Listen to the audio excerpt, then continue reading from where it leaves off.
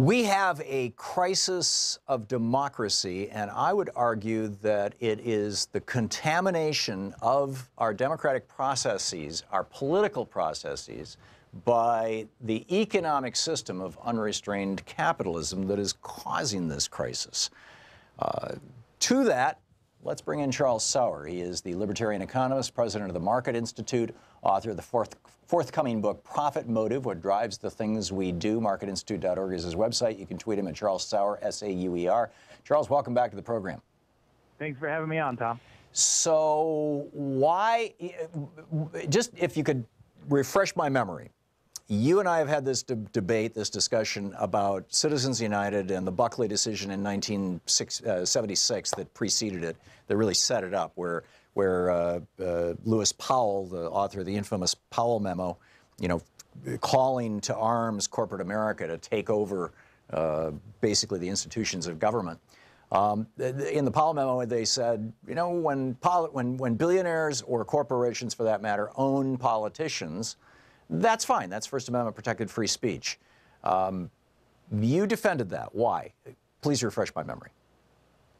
Well, I mean, first off, if you create a regulation, if the business finds it in its self-interest to invest in a politician, and that there's a joke that politicians don't really stay bought, right? But if a business finds it in its self-interest to invest in a politician, if you would call it invest, if they would call it invest, then they're going to find a way. And in Washington D.C., there's a thing. A lot of lobby shops can't really donate anymore, and so what do? They increase what they pay their lobbyists. Unions collect dues, and they give to candidates. If the unions stopped collecting dues, they might actually collect a receipt from a campaign donation. So hang on just a second, Charles. Is what you're saying the same thing as, we can't stop people from killing other people. We've never been able to successfully do that. We can't stop people from shoplifting. So what the hell? Let's just do away with the laws against shoplifting and murder. Isn't that what you just said? Well, actually, I was trying to address your question, but I think it's the wrong question altogether. And we can prove that with President Trump. He didn't spend any money, compared to Hillary Clinton. It was nearly nothing. Compared to Bush, it was nearly nothing. Well, we see that through study after study after study says money is not the problem in politics. Well, actually, the dark money, now that a year later, we can see where the dark money went, and we couldn't at the time of the election, of course. We see that massive amounts of dark money were spent to elect Donald Trump, including almost $1 billion from the Koch brothers and their little network. We've got this new report that just came out from AmericansForTaxFairness.org. The Koch brothers decided that they wanted a tax break. They wanted more than $1 billion a year forever, right? Let's say for the next decade, $10 billion. They set aside $20 million to buy that tax break. I'm reading from the report. The Koch group spent over $20 million promoting the tax bill that ultimately became law, according to a fact sheet they provided the Wall Street Journal. The Koch brothers provided the Wall Street Journal. They included town halls, door-to-door canvassing, television ads, not to mention direct lobbying. They pledged to spend millions more promoting the tax break to the public in a series of television advertisements in an effort to protect the members of Congress who voted for it. It's not a bad return on investment. What's $20 million when you're looking at $1 billion a year? This is a $20 million one-time expense that got them, say, over the next decade, at least $10 billion, maybe as much as $20 billion. The buying politicians is the most profitable investment you can make in the United States today. Prior to 1976, it would have been a crime. It was illegal. It wasn't happening anything like what we're seeing right now. And when Richard Nixon took $500,000 from the milk lobby under the table, he damn near got prosecuted for it if Jerry Ford hadn't pardoned him. It's an interesting way to retell even your own story, right? You started by saying that they put $1 billion to elect Trump, but then you backtracked and said it was $20 million. No, $20 million was for the tax bill last month.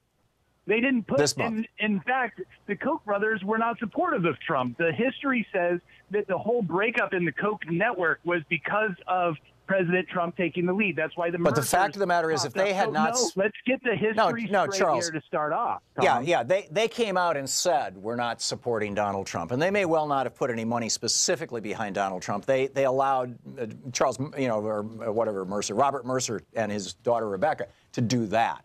But the fact of the matter is that they put $800 or $900 million behind Republican candidates and a massive get-out-the-vote effort across the United States. And when you get out Republican voters to vote for their local congressman, they're going to vote for the guy at the top of the ticket. Come on, Charles. And what did they get? What did they get for that, Tom? They just got $1 billion a year. Apple is bringing back $350 billion back to the U.S. economy. If we use Tom math here, how many jobs does that create? Because if we have infrastructure bill, that's what, $220 billion? We're talking 50% more than the infrastructure bill. Wait a minute, you're talking about the money that these corporations are using to buy back their stocks?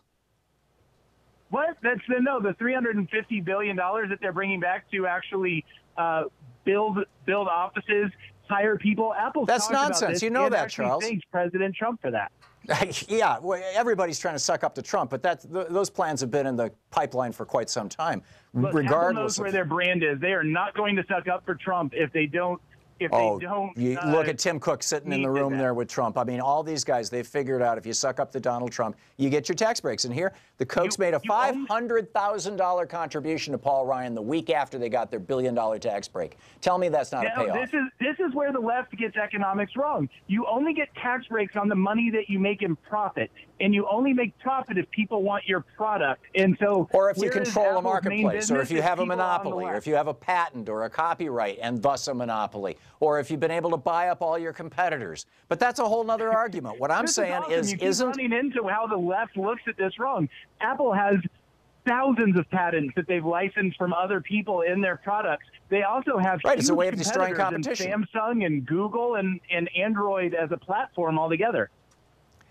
My question is, what is it going to take to get you and other libertarians and so-called conservatives to say that money is contaminating our politics in a way that, at the very least, is not helping the vast majority of us? Certainly, it's helping the Koch brothers.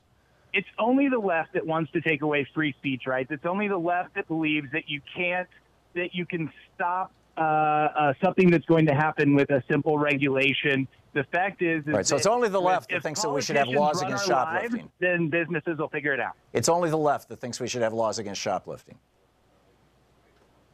It's only the left that thinks we should have laws against bribery. It's only the left that thinks that a law is going to stop shoplifting or stop bribery. The fact is you need to do other things. Maybe we need a sunshine law. Maybe we need other laws. But only the left believes this is all disclosed. That a law is going to stop something. Well, no, the right believes it too when you talk about the Koch brothers bragged issues. about the fact that they were going to spend $900 million on the election in 2016. It's not like it was hidden. That did not cause people to say, oh, gee, that ad I'm watching on TV that's so convincing was paid for by the Koch brothers. It might not be true. I mean, if you follow the money that the Koch brothers spend in politics, it's towards giving people freedom. It's towards opening up the economy. It's towards letting on behalf people of billionaires keep what they freedoms earn. For billionaires. Yeah, well, because a billionaire gives it. Why? If somebody gives you a gift and gives you the ability to pursue your dreams, does it really matter who they are, whether they're somebody poor on the street or a billionaire? But that's the problem, Charles. These guys are doing the exact opposite. They're devastating the working class and working people. And so they're taking away people's dreams. Of course, their dream of a bigger money bin that they can throw and it's not just the Koch brothers, obviously. But anyhow, Charles Sauer, you can read all about it at marketinstitute.org. You can tweet him at Charles, S-A-U-E-R. Charles, thank you. Thank you. Have a good one.